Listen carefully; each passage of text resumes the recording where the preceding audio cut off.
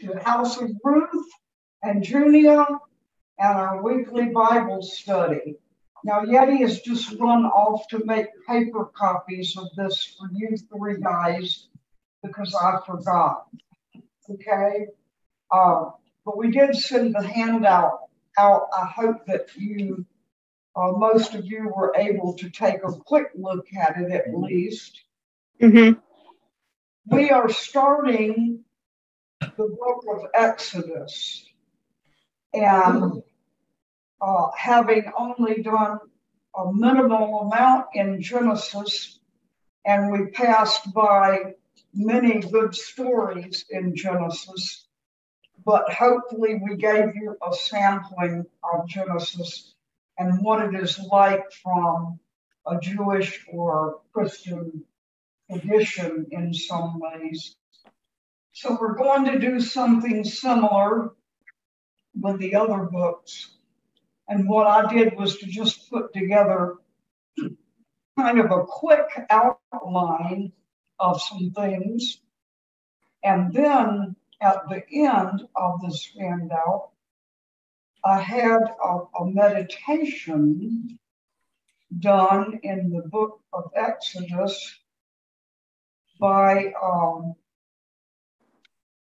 a Hasidic master. And I pretty much gave you everything that he said about this this passage that he worked with out of Exodus. And I thought we would take that as a sample of how the Jewish tradition looks at these things. The feeling I'm starting to get when I look at the Christian interpretations and the Jewish interpretations, that perhaps our presupposition that the New Testament is more important, and we treat it that way in our liturgy. We have a first reading, usually from the Hebrew Bible, and then we might have a psalm or a song that's based on Psalms. And then we have a reading from one of the epistles, which, interestingly enough, most of the epistles were written before the Gospels, not after the Gospels. So if you want a window into earliest Christianity, you do better to look at the epistles. And then finally, we have a reading from the Gospels, which are not the last thing written, but they come a goodly amount of time after the resurrection. But it seems to me somehow the Hebrew Bible study is, my experience through my life. I'd like to hear how you have experienced it, has been that it's more minimized in church. Some churches hardly touch it at all. I've been in some fundamentalist evangelical type churches where the Hebrew Bible is almost an afterthought instead of the forethought that it should be, because it came before us. And then just seems that there's this kind of deep presupposition that the real good stuff is in the New Testament, which I'm not minimizing the New Testament at all, but I just feel like there's this treasure that we've not really been taught to appreciate. Do you have different perspective on that, any of you? Do you feel that you got a goodly foundation in Hebrew Bible? Well, my Old Testament professor was a Marxist. So we talked about the economics a lot. And he did teach the wisdom books, but that was not emphasized in the class.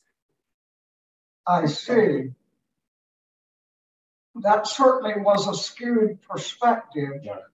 It was. I had other Bible classes, but my fundamental Hebrew Testament was Marxist. That's fascinating to me. Mm-hmm. Well, I happen to love the book of Exodus. And the only way that I've really, really learned is my own study and, you know, in depth. It's been quite a few years, but, and then of course, when we were in you know, the classes to become a deacon, we went over some of this history and that, but I have loved Exodus. And, there, you know, they have a movie that they made of Exodus, which was very interesting. And I love the theme of Exodus, the song. And, but the main thing that I love about Exodus is actually in what you brought up, you know, and a lot in your writings here is that covenant. The covenant is the essence of who we are. And I love that because it's that golden thread that begins there and then comes to the present. And so it always, whenever I think about it, I think, oh, I can just look back and see that ancient, you know, beginning and that ancient thread. And I always say a golden thread because I like that theme. I like that concept coming to the present and that covenant that is so important between the creator and human beings.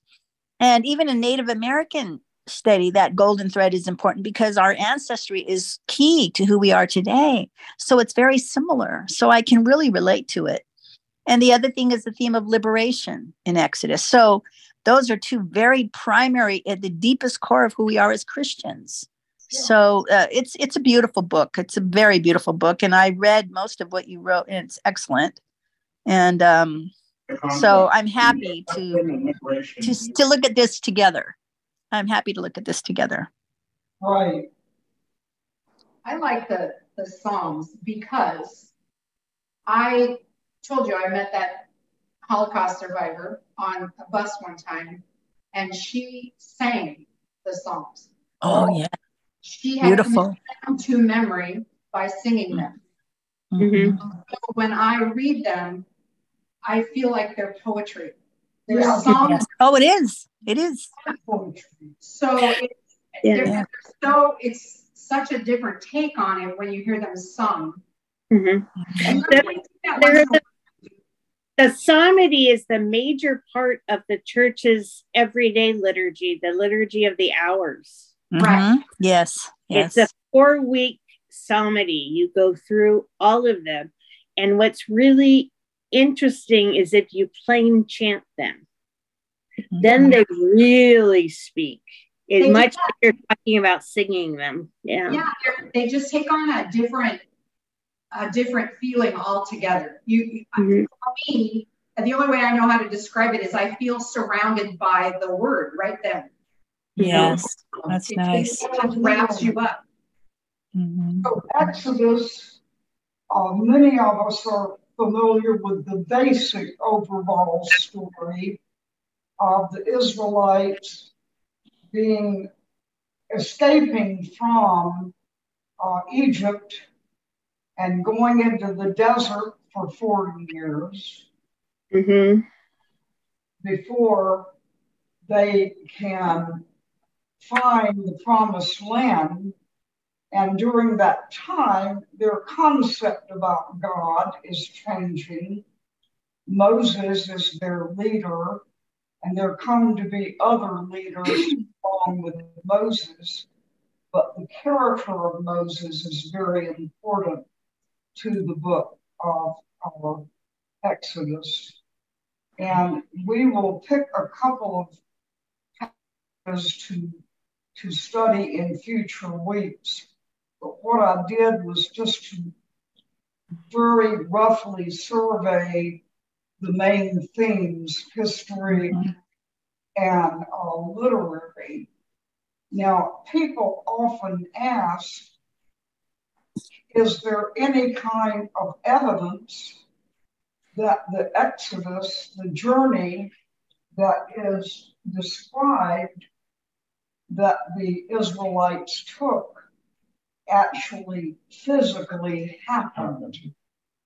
And there is a huge amount of debate on this, and it depends on probably the the underlying religious commitment that people have or don't have that influences whether they believe there was literally a journey of the people where the plagues occurred and the people escaped and then traveled in the desert and so on.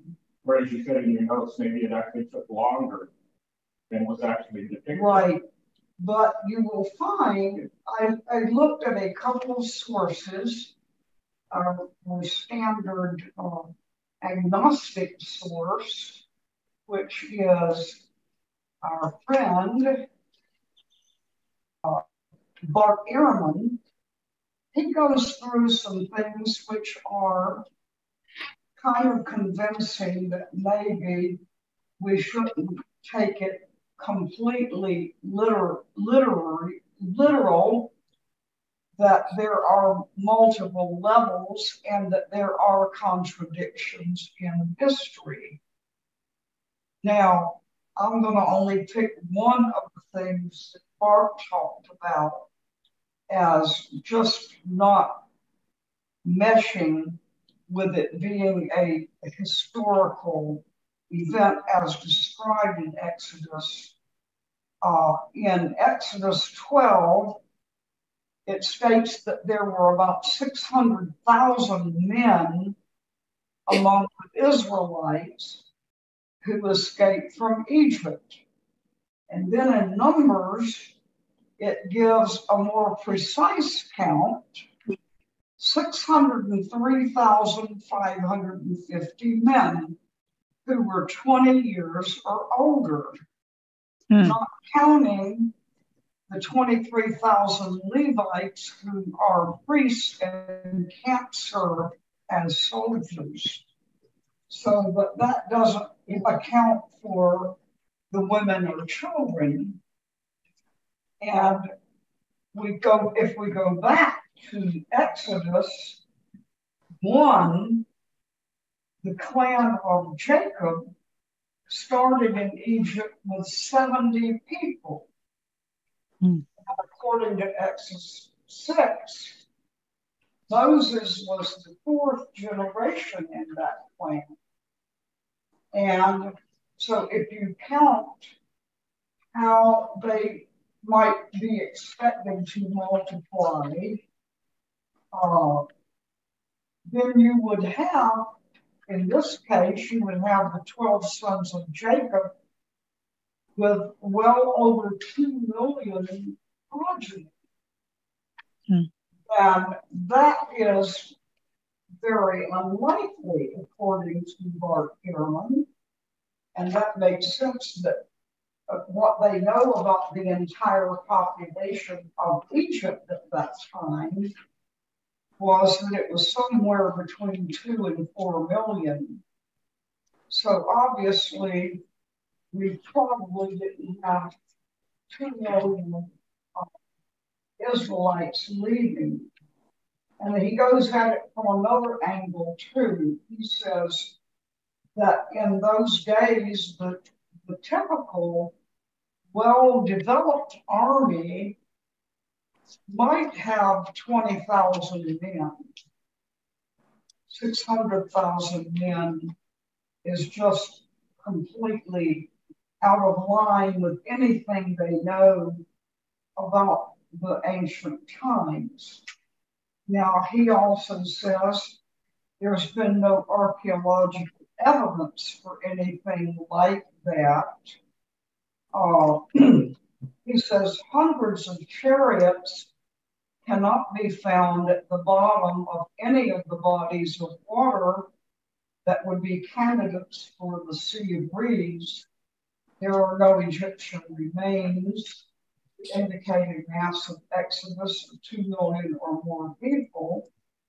And there are no archaeological traces in the wilderness in any of the possible routes into or out of Sinai.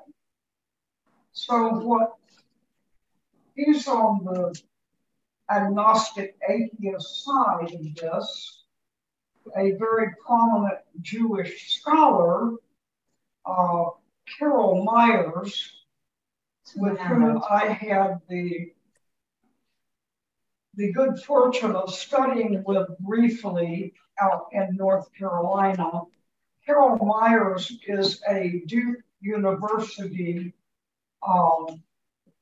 scholar of Jewish literature, and Exodus is her specialty.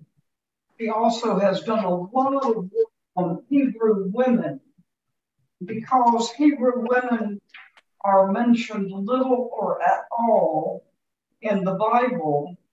They may be mentioned as wives, sometimes as daughters, other times the daughters go unnamed.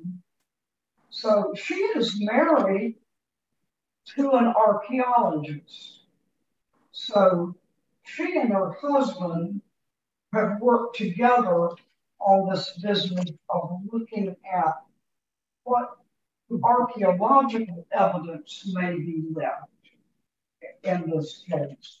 And even though, as Bart Ehrman says, they don't find hundreds of chariots in the Reed Sea or any other body of water that purportedly were drowned, and they don't find the physical evidence on the desert that would suggest a large group of some kind. Some think that perhaps the best evidence is that something like this took place. There is a cultural memory, as it were, that was passed down, but that the sizes of the groups may be much less than what were recounted in Scripture. It may be that those numbers, like 600,000, have some sort of symbolic meaning. I searched for that and I could not find anything specific about there being a specific for those numbers, as there are for many numbers in the Hebrew Bible. But there are some archaeological findings that indirectly correlate with the Exodus story. And I listed some of those for you. There were inscriptions that were found that date from the 13th down to the 5th or even the 2nd century BCE, where there is a reference to the Israelites. And this first one I've mentioned here, the Merneptah skeleton, it's an Egyptian inscription from the 13th century that mentions Israelites as a people living in Canaan. So this is said to be the earliest known reference to the Israelites outside of the Bible, and it supports the existence of a distinct people living in that region at that time. So that is very important, that there was in fact a people and they were distinct in some way. That was not a people before. That was not a people before. Exactly. Now there is a stone where a certain, I don't know the name of the pharaoh, but they found it. Archaeologists. Yeah. And it was written that he knew it was a small group of Israelites, like nomad they call it in the beginning. And he said it was a small group that he saw that it was a people. And it's written down, like some, Pharaoh said it to be written, it will be done. And they found that stone with the text on. So, right. Yeah. The second one that I found, the Pithom stela, was found in the 5th century, mentioning a city named Pithom, which is believed to be one of the cities that the Israelites were slaves in and built. That, and the city of Everest is another archaeological site. And some scholars believe that the Hyksos may have been the same people as the Israelites, though still debated. And then on the Sinai Peninsula, which is the traditional location of Mount Sinai, where Moses received the Ten Commandments, there have been archaeological surveys there which revealed the kind of mining or metalworking that would correspond to their description of the desert. I was there. You were there, you visited. To see the coming of the sun. It's amazing. If we go there, and then we visit also that big library. That was a monastery. Monastery. Is it St. Catherine? Yeah. Yeah. Oh. Yeah. So at any rate, they continue to dig. And I think what I've come to at this point is that there is some sort of cultural memory that was passed down from at least the 13th to the 2nd centuries BCE. And though details may vary, they were recognized as distinct people, and they had been in Egypt, and they somehow ended up in Canaan, or in the general area where they eventually made home. And there is some indirect evidence in the Sinai Peninsula. So it may be that it was a much smaller scale event. We know that numbers are used symbolically or to emphasize. We have, for example, people being said to live 900 years. What does it mean to us? Do we believe they literally lived 900 years? I know that in ancient times, the average lifespan was extremely short. A lot of babies died. Very few kids made it through childhood. And you were a man when you were 14 years old. And you were an old man by the time you were 30 or even 40. You know, so living 900 years, it may bespeak some sort of symbolic reference. I don't know. But it may be 600. The oldest man was Methuselah. Yeah. The oldest man of all. Yeah. 800 and so many years. Yeah. So that's, I've kind of come to, I believe there is some cultural memory, and we have some aspects of it. But this was not a history as we today think of history, even though there may be remnants of history in it. And I think there were remnants of history in it. The larger story is in what this meant to the Jews and what it may mean to us. Any comments from any of you? Adelia? You have any comments? Can't hear, you're muted, Adelia. I'm just blown away by all this. It's fascinating. Yeah, I've not heard of the steles. Yeah. So I'm getting educated tonight, which is good. I wish I was a little more alert, but it's fascinating. Again,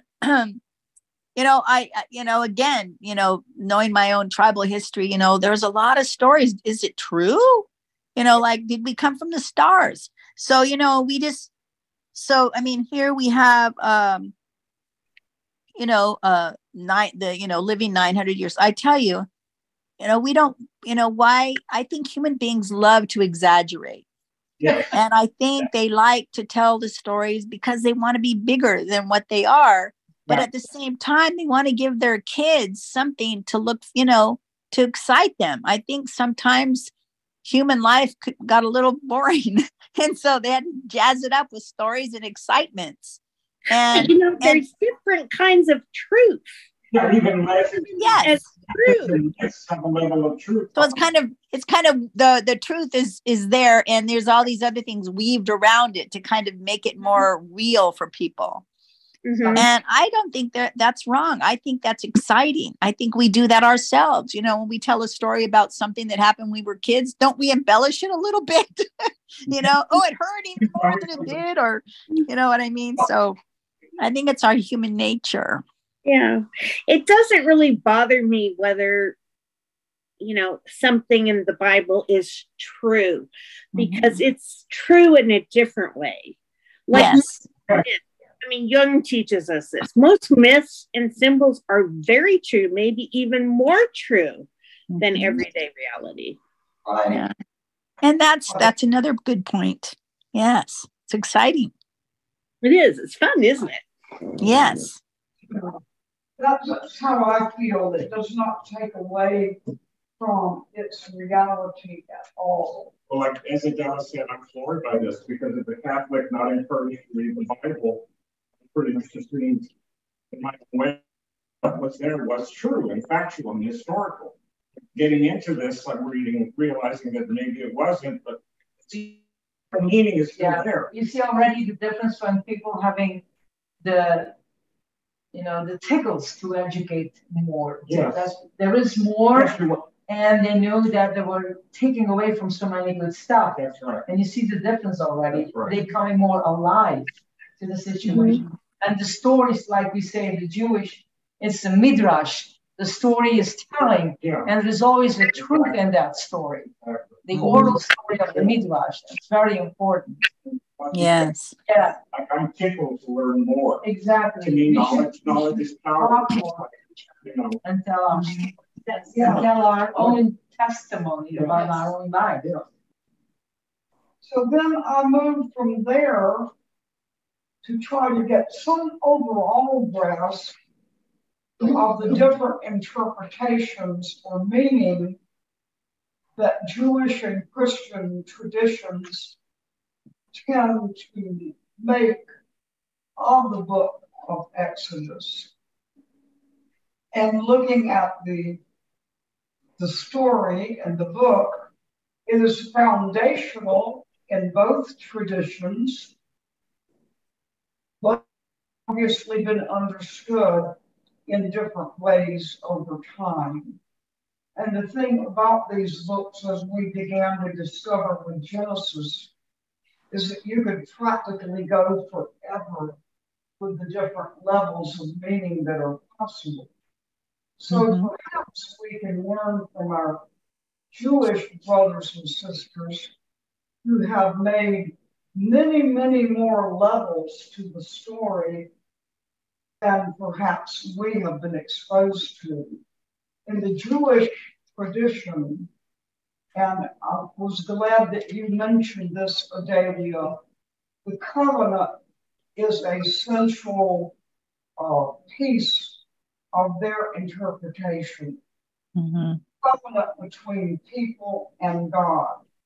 Yes. And the revelation of the Torah, the establishment of God and Israel together. And that's the basis for Jewish law and Jewish religious practice. And they also, it's central to their own identity as a people. When they have the Seder at their table and go through Passover, they repeat the stories. They have the youngest child at the table ask, why is this night so special? For the elders to answer. So they are in the process of that tradition passing on to their children the meaning, and that their identity is surrounded by and encompassed in the book of Exodus as their story, who they are and how they became separate, or how they became special, or how they became unique. And so with that, Exodus is also a symbol of God's redemptive power, and that power promised freedom and leaving oppression.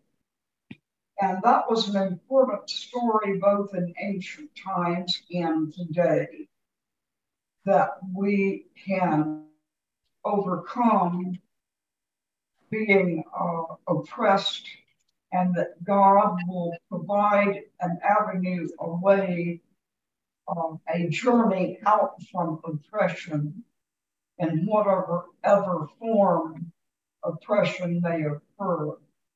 So that is the gist of, very superficial gist of, the approach that Jewish interpretation takes to Exodus. Now, if we look at Christian interpretation, most of the things you will see written are taking the book of Exodus as a precursor to Christ, and that Moses was a type of Christ, and the Passover lamb is a prefiguration of Christ's sacrifice.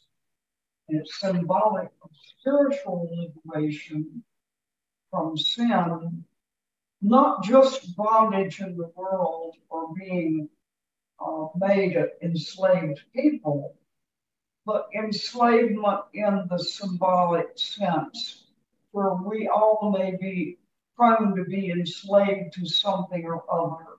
And the story of Exodus symbolically describes the way out from that. And so also many Christian readers may see it as a typology representing or prefiguring later events in the Bible. And from my own take, I think that in some cases, we are projecting too much back. And that's not to say there may not be things that we compare with our Christian tradition, but I think we also can derive a deeper understanding of what it means on its own merits without projecting New Testament ideas into it. And they both traditions are concerned with oppression and liberation and a search for meaning in the middle of our enslavement of whatever source. So I think that's important. And then there are some underpinning ancient sources, which I've listed for you on page 5, showing the date that is known for some of these manuscripts that are woven together in Exodus. And they seem to go from about the 10th century to the 6th century BCE. And it's a 5th or 6th century BCE that a lot of these things are actually being written down. But how they managed to keep all this going over all these hundreds of years, to me, is quite a miracle that it survived and that we have it. We won't go into these various sources at this point, because there are other things I think would be more useful to do tonight. And then on page 6, I know you've heard the name that God is called vary depending on what source you're reading. And I've listed several of these that are important and how they translate English. And you will find, depending on the source, that different names are used to refer to God. So that is something we will visit again in other books, other books of the Bible that we will cover as we go on our little journey together. So let's see, let me see where I am.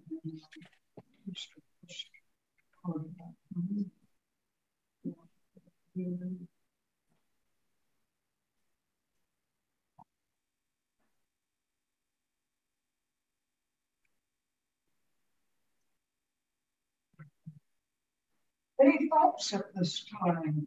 It's a complicated book. And this is what evolved over hundreds of years.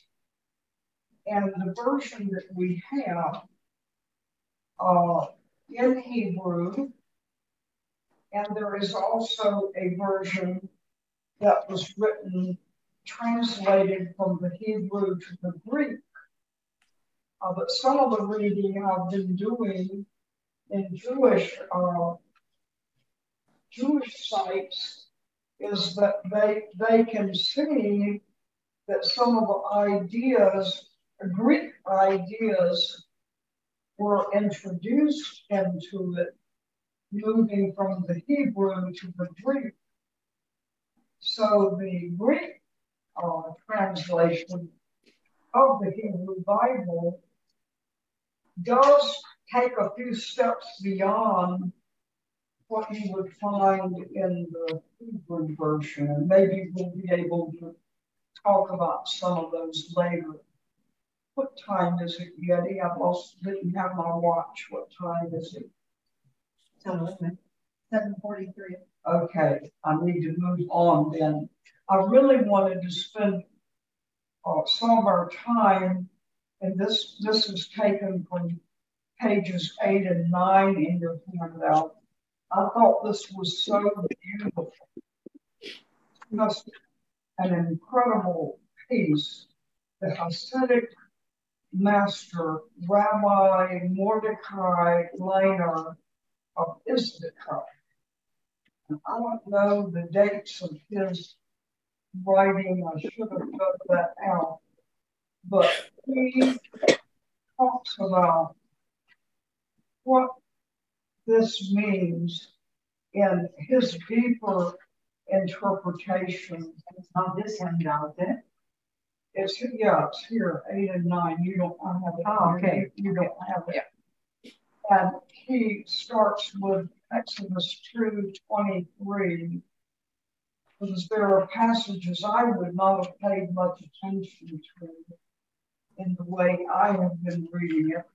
And Israel suffered from their work and cried out to God in their toil. And the rabbi says this was the beginning of their salvation. They were uncomfortable.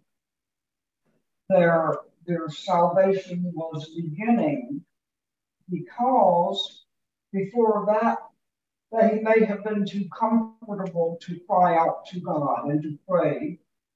So he said, since God wanted to save them, God acted in a way to evoke in them a reason to cry out. And this itself was the beginning of their salvation. So he would say God set them on a path where they would realize that they needed God in some way. They didn't feel they needed God before. And he goes to Psalm 66. Blessed be God who has not removed my prayer nor God's kindness from me. So what the rabbi says that if you are still able to pray and to ask God for what you need, his kindness will be shown to you. But the first step in crying out to God is to realize your own deficiency. God wanted to redeem them. God opened the door for them to perceive their own deficiencies and their own shortcomings and their limitations. You can't do this by yourself. You have to know that before you start to pray and to ask God and to make yourself known. Then you will know God's peace. And he says salvation is conditioned on servitude. Like once being in a state of servitude or need or being helpless in some way or incomplete, unable to do something by ourselves, then our salvation has actually begun. The desire for that salvation only arises when you realize that you are deficient. You have to be aware of your weakness, your humanity, your limitations, and only then can you begin to be saved.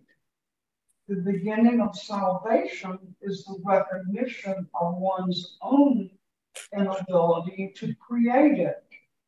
Well, I flashed back to our last story in Genesis about the Tower of Babel. The builders there thought that they were perfectly sufficient to climb up and go to the top and talk with God and be his equal. So this comes back to the whole idea of salvation arising and realizing that you are deficient or incomplete or lacking in something, that you don't have everything it takes to survive emotionally, spiritually, physically, whatever. Interesting to me that this is the basis of AA. Yes, it is. It's a basis of a 12-step program. To be powerless. Yep, to admit that you're powerless. Yeah. That's very good to say that. Yeah. Yes. Yeah. So the rabbi says this book shows the people becoming a people identified as people in the middle of being slaves in Egypt. They are becoming progressively more able to realize that they're trapped and that they could settle down and take what life offers without a lot of effort, but they'll never be free. Or they realize their limitations and turn to God, they can learn how to save themselves. But if you're not willing to confront your shortcomings, then you will not open yourself to be saved by God. And the rabbi talks about, and this goes back to the whole story of Tower of Babel, collectives that achieve power are more prone to imagine that their strength is self-generated or a product of divine life. I have it coming, I deserve it, I own it, it's mine, or that I'm able to accomplish anything I want. And the rabbi does a very interesting thing here. He says that in that position, you could take it from an atheist position or a fundamentalist position. Either God doesn't matter, the atheist position, or God has already spoken, the fundamentalist position. In other words, he's already spoken and maybe there's nothing new going to come from God anymore, which is basically a fundamentalist way of saying there's only one way to correctly interpret scripture. And once that's been done, if you change it, you're damned to hell. And it better be the right interpretation. And that has already happened. And God is not speaking again. So he says this is where the atheists and the fundamentalists meet. This is why God repeatedly reminds Israel to remember their time in Egypt. If they want to be in God's grace, they need to remain conscious of having been slaves. And when they obtain more power, to understand that it is not self-generated. If you're given some power or strength or ability, it is always a gift. But you know, when Moses took them out of Egypt, they started complaining. Oh, yes. Lamentations. Yeah. Right? That they said, well, we're longing back to... We would be better off in Egypt. In slaves. Yeah. Yeah, we're hungry, we're tired. And then when they were captive to Babylon, they were lamenting also there, and they say, and that's what the Psalm 133 said by the rivers of Babylon. When we sat down, oh yes, we wept.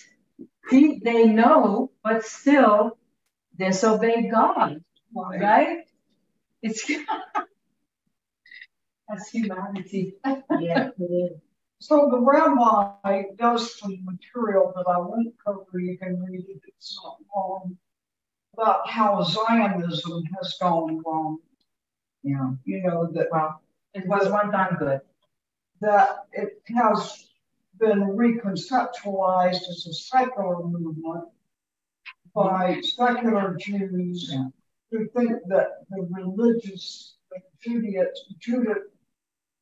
Jewish faith or religious perspective does not ensure their survival, so we better take it in our own hands and take the power and use it. But it's like the Zealots in the time of Jesus, when Barabbas was one of them. They thought, okay, we need to conquer because we need to take Roman Empire in. And that's why there was also Jews, right? See the differences in trying to get something that they think is right. And that's what the Zionists also thought, well, this is better to do it this way, which was wrong. And so you see all those, even in our, all those different churches. It continues even now. Yeah. And there's kind of a dynamic that goes through groups and occurs in individuals. And one that's kind of it goes back to kind of the fatal flaw. I mean, in Exodus, they get to the point where they think that they have created this power, that they own this power. It's exactly what we were just talking about. Exactly. They even though at one time they realized they were powerless, now they think that they generate this power on their own. Exactly. And the Hasidic master says, it is precisely the state of being in exile that evokes prayer, illuminates one's deficiencies, and results in the beneficence of divine grace. And he goes on to talk about some other sociological, capitalist, bureaucracy, society, and so on. But he says either in these groups or an individual, God is on the margin. You know, this is what might be called the road not taken many times. It's a narrow road, as Jesus said, the road between self-sufficiency and the road between depending entirely on some sort of structure or group that is going to run the show, that there's really a narrow road in between. And he ends up saying that power has a spiritual cost. If you do gain power, ability, strength in numbers or whatever, and you go into an exaggerated pride or an inflated sense of self, it's going to be yet another Tower of Babel that fails, because we lost the idea that we are human beings and we are dependent upon God, and we have real limitations in what we perceive, what we see, what we think, that we only have a small picture of reality. We like to think we totally understand reality, but we don't. We get a piece of it. And so I thought this Jewish interpretation of it went deeper than a lot of Christian interpretations that I have seen or read, and that's why I included that for your consideration. Any thoughts or takes? It's very good. Any rabble rousers to say something different, please speak up. We love rabble rousers. I find it really interesting that as a group, Christians have watered down so much of what is a very rich Jewish tradition. Mm-hmm. And I say that because there are people in my family who are Jews, so I have taken part in this. And it's so easily dismissed. In particular, strangely, with the very right-wing Christians, they pound on this part of the Bible, and yet they discount it at the same time. I mean, they only use the parts they want, and they neglect all the rich history. As Adelia said, this is the thread that pulls us all together, that connects all of us. Right. The entirety of humanity. And as Christians, we separate it out. Yeah. It just seems very strange to me. Yeah. Yes. In a way, we falter too, because there's an arrogance that occurs that is similar to what we are talking about here, that the rabbi has pointed out so beautifully. That power that we have, using Jesus, as instead of the beautiful Jewish man that he was, taking him and using him to pound people over the head, or to be, it's an arrogance, and it's just so tragic to me to see Christians do that. And I think it's very important to study the Jewish history and to understand that, because as best we can, because it really it's humbling, and there's a beauty in it that's so amazing. I love it. I used to go to synagogues and just go in and just sit and listen to the rabbi speak, and I loved it.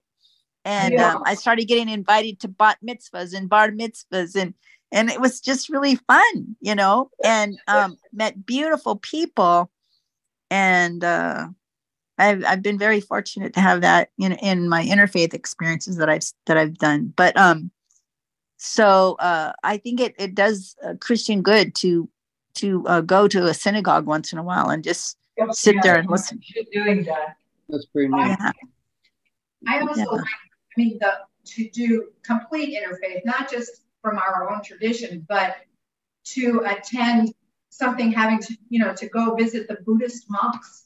There are temples around here that you can go. Oh, yes. Beautiful stuff. Everywhere where I've dipped my toe, just to find out what it's about, you come out with so much. Yeah. I mean, even as a reflection of why you believe what you believe.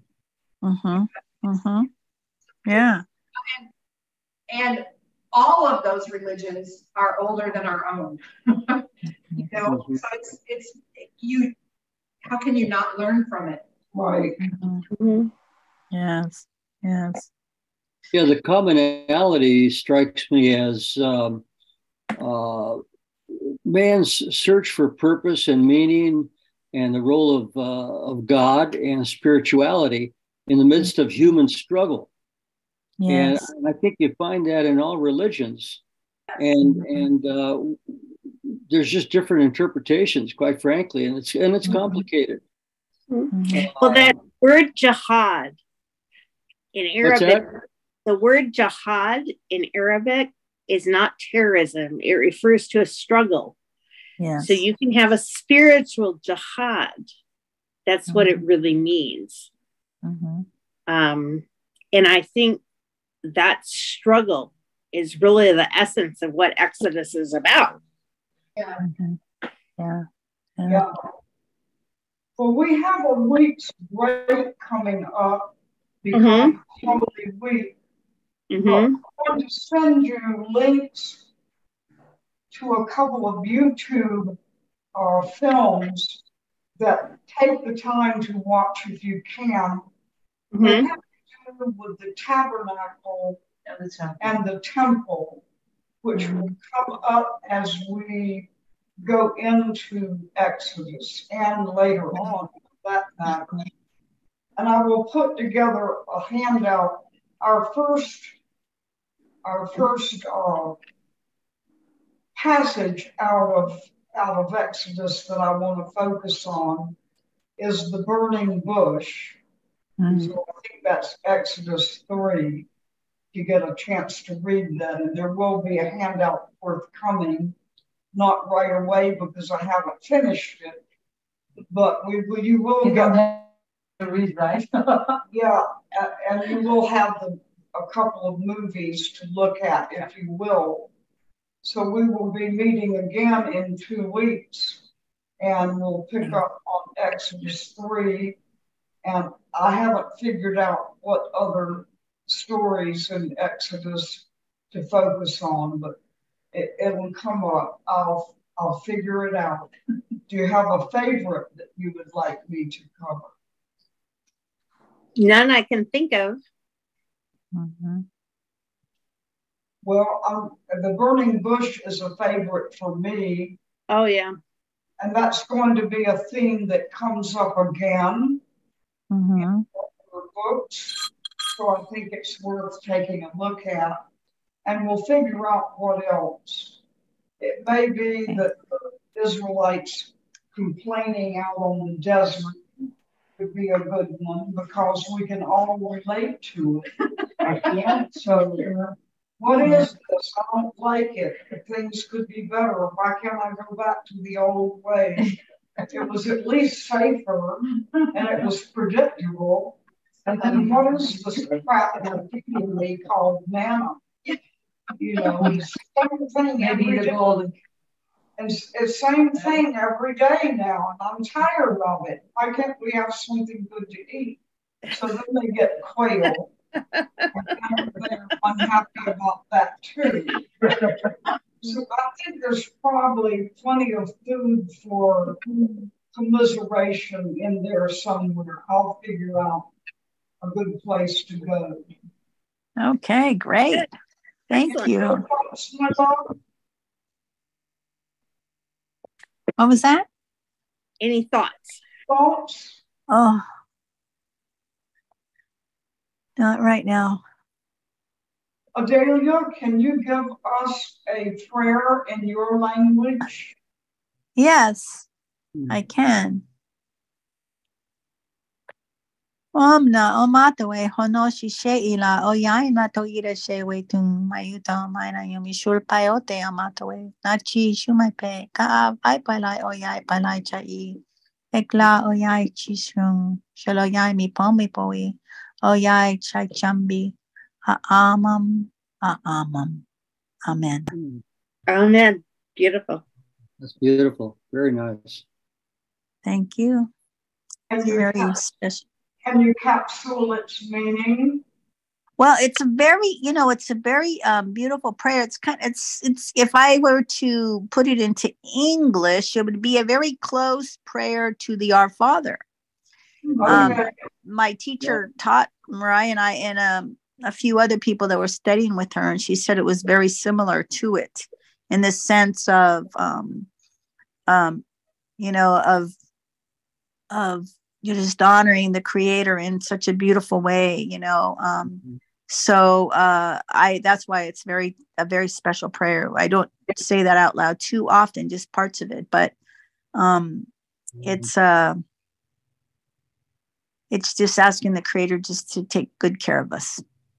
Wow. Amen. Yes. Not only sounds beautiful, the essence of it as well. It's beautiful. Yes. Yes. Mm-hmm. So Leslie, can you give us a blessing? Of course. The Lord be with you. And also with you. And I bless you in the name of the Father and the Son and the Holy Spirit. Amen. Go in peace. Amen. Same to you. Go Bye-bye. in peace. I'm glad Rebecca was here last week. That was so fun. And we'll hopefully get to see her when she's forced to come out to California. Okay. It's good. Okay. Bye-bye. All right. Good night. God bless. Bye, Rebecca. Bye-bye. Bye.